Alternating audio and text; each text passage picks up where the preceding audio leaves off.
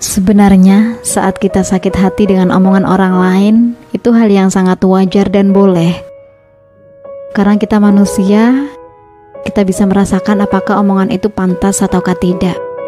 Kita bisa merasakan apakah perkataan orang lain itu layak atau tidak. Sehingga semua itu bisa membuat kita sedih dan marah. It's okay, gak apa-apa. Selagi memang porsinya sewajarnya. Tapi yang tidak boleh adalah membiarkan rasa sakit hati tadi menghancurkan diri kita. Sehingga hal itu akan membuat kita sedih berkepanjangan. Padahal bisa jadi kan tujuan orang lain sengaja ngomongin kita memang pengennya bikin kita sedih dan marah. Lalu harus bagaimana? Pakailah kesadaran penuh. Jadi ketika kita menyadari kalau mengurus diri, apalagi mengurus rumah tangga itu butuh fokus dan banyak berbenah, percaya deh, kita itu gak akan sempat buat ngomongin kehidupan orang lain dan juga buat nanggepin omongan orang lain terhadap kita. Karena kita paham, masih banyak sekali hal esensial yang harus kita lakukan dan masih banyak potensi diri yang harus terus digali. Jangankan buat julitin orang, jangankan buat nanggepin omongan orang. Kadang ikut-ikutan pada hal yang lagi viral aja kita gak sempat. Karena buat apa? Semakin kita dewasa kan bukan hanya mencari yang rame-rame saja. Semakin kita dewasa, yang kita cari, yang kita butuhkan adalah mencari makna. Jadi kalau kita fokus sama diri, hidup kita juga akan lebih simpel dan kitanya juga akan lebih mindful. Kita gak perlu repot-repot buat menunjukkan pada orang lain soal apa yang kita punya, soal pencapaian kita. Ya meskipun boleh tahadus bin nikmah, menceritakan nikmat Allah itu boleh. Tapi kebanyakan kita biasanya tergelincir menceritakan kehebatan kita, kemewahan kita, dan apapun yang kita punya. Sudah bukan menceritakan nikmat Allah lagi akhirnya. Nah ini yang sering harus kita perhatikan ya. Toh kita sudah tahu ilmunya, cara bersyukur paling baik itu yang memperbaiki hubungan dengan Sang Pencipta. Kalau kita belajar hakikat sholat, kan kita juga belajar tuh sejarahnya, bahwa sholat itu adalah tanda syukur para nabi. Kita sudah diberi contoh oleh Nabi Adam. Atas rasa syukurnya sudah dipertemukan dengan Siti Hawa. Beliau bersyukur yang diwujudkan dengan mendirikan sholat subuh. Nabi Adam kan yang pertama kali mendirikan sholat subuh 2 rakaat. Kemudian ada sholat duhur pertama kali didirikan oleh Nabi Ibrahim. Atas rasa syukur beliau sudah diberikan keselamatan pada putranya. Nah kita sudah diajarin cara bersyukur paling baik adalah memperbaiki hubungan kita dengan Sang Maha Pencipta. Nah ketika kita memperbaiki hubungan dengan Sang Maha Pencipta, sudah otomatis hubungan kita dengan manusia itu juga akan diperbaiki. Karena firman Allah, innas sholata tanha 'anil fahsya'i wal munkar.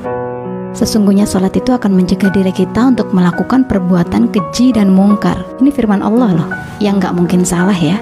Nah tapi kok banyak ternyata yang dari kita masih suka julid sama orang lain. Ya namanya manusia, mungkin saja ada banyak hal yang gak beres dengan sholat kita. Kan bisa jadi, gimana keikhlasan kita, kekhusyuan kita dalam sholat, level sholatnya masih untuk menggugurkan kewajiban apa karena kebutuhan, kan gitu ya. Sehingga hasilnya juga akan beda. Jadi balik lagi, kalau kita merespon berlebihan pada orang yang suka julid pada hidup kita, yang pertama bisa jadi itu tanda kita tidak percaya pada diri sendiri. Misalnya ada orang yang mengatakan kamu jelek, kamu tidak cantik. Nah kalau kenyataannya kamu sudah berusaha merawat diri, ya kamu kan akan santai aja ketika orang lain ngomongin seperti itu. Tapi kalau kenyataannya memang kita nggak merawat diri, terus ada orang bilang kita jelek, ya pasti kita akan marah. Dan marahnya akan berlebihan karena kenyataan gitu.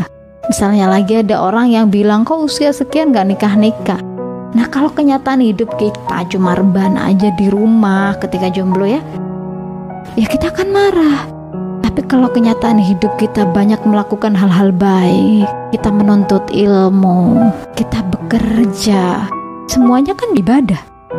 kita banyak bersyukur, kita punya pandangan yang luas akan makna sebuah kehidupan, bahkan lebih dari orang-orang yang sudah menikah misalnya. Saya yakin kita gak akan marah, karena kita tahu persis bahwa nikah bukan buat gaya-gayaan dan bangga-banggaan. Karena mungkin saja nanti pernikahan itu akan jadi ujian di kehidupan kita. Kita kan gak pernah tahu. Perjalanan ke depan, pasangan kita itu akan makin menenteramkan apa makin bikin kita ngelus dada, kan gitu. Jadi yang penting jangan sombong karena apapun yang kita punya itu akan jadi fitnah. Ini loh esensinya. Jangan tertipu dengan titipan. Firman Allah, kullukum ra'in wa kullukum mas'ulun an ra'iyati. Setiap diri manusia adalah pemimpin dan akan diminta pertanggungjawabannya masing-masing. Masih mau bergantung pada di luar diri kita? Masih mau menggantungkan sama titipan yang belum tentu bisa kita andalkan? Diri kita lah yang harus kita percaya. Kemudian yang kedua, ketika kita masih merespon berlebihan pada orang yang suka julid pada hidup kita, mungkin kita nggak tahu kalau orang yang suka julid terhadap orang lain itu adalah salah satu tanda kalau hidup orang tersebut penuh luka dan tidak bahagia. Itulah kenapa pekerjaannya julid, karena dia selalu butuh pelampiasan atas lukanya. Nah, seharusnya kan kita bisa maklum akan hal tersebut, biarlah dirinya senang, gitu kan. Jadi bukan malah kita merespon. Jadi ketika kita malah merespon orang yang julid terhadap kita, ya sama saja kita menanggapi luka orang lain, kan gitu ya. Hidup ini adalah pilihan, teman-teman. Masihkah kita akan terus fokus kepada di luar diri kita, ataukah kita sibuk memperbaiki diri karena sejatinya masih setumpuk PR diri yang harus kita selesaikan.